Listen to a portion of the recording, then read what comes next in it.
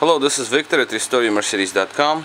This video is for Mike in Michigan, and this is the SL500 throttle body ASR unit, and it's being tested at the moment. Now, what can I say about this one?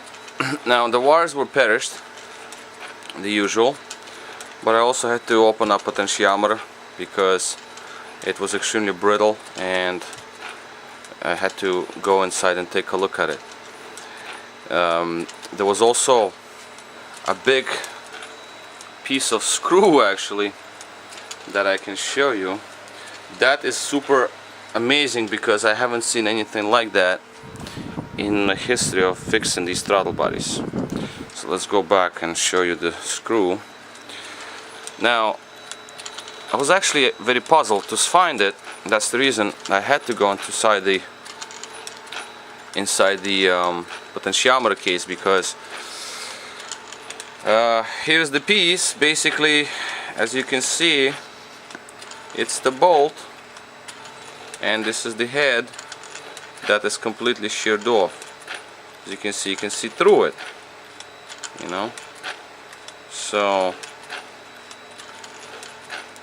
now I was thinking, how the hell this thing can get inside the potentiometer case. Here's the other end of the bolt.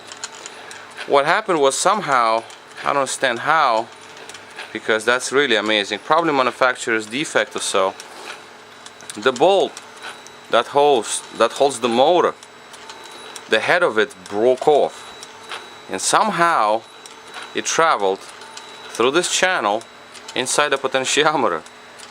Don't ask me how it happened. This is just a mystery. This is just something that I've never seen in my life. Because you see, this is the motor from the throttle body, right? I just have it on my actuator here. You got 2 points that is held by these bolts to the case, and somehow one of them broke off.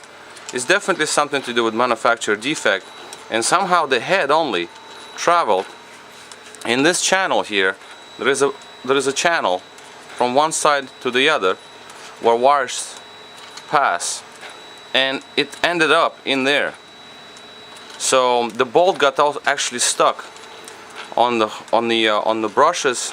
It was touching the brushes on the micro switch circuit, so I had to go and straighten them all out. 2 of them I had to cut off completely because they were like crossing each other like such, so that wasn't good. There was some scoring on the surface, so I had to clean that all off. So that's the reason I had to go there. Not like I wanted to, but I had to. So, because you don't really want to go inside potentiometer for no reason, unless there is certain problems like this, and certain issues with contamination. Other than that, potentiometer looked good. That's a good news. So that's basically what happened there with the unit.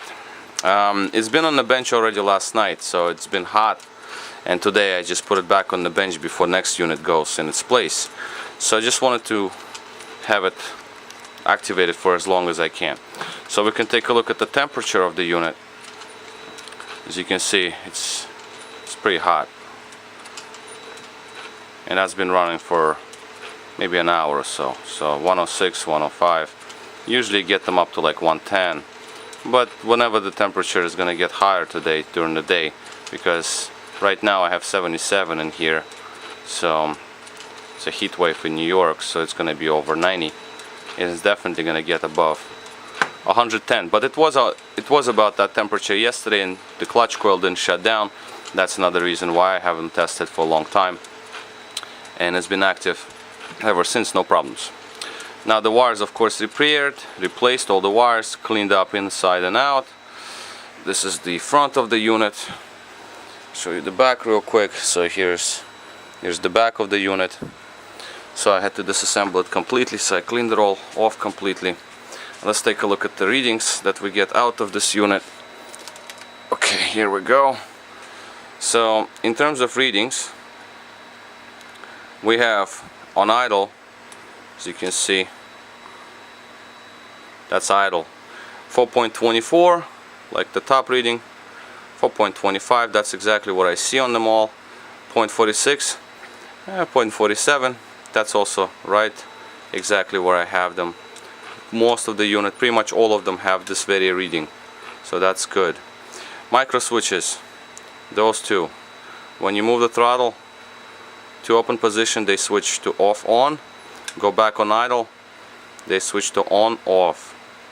That is the micro switch contacts that were slightly damaged when this piece of the bolt, the head, fell in there. I don't know how, but that's what it is.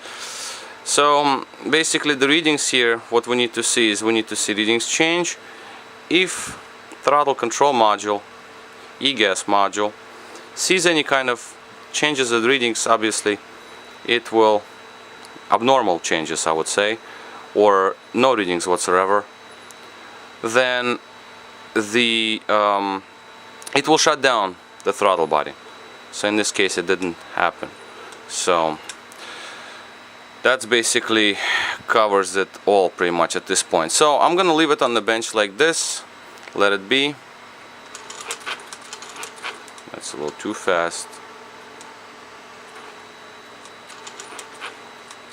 Something like that, let it be.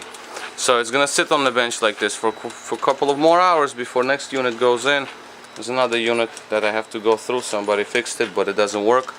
So I'm gonna have to figure this out, see what's wrong with that one. But this unit came out pretty nice. So that's basically going to cover it. And I'm gonna just upload this video in a few minutes.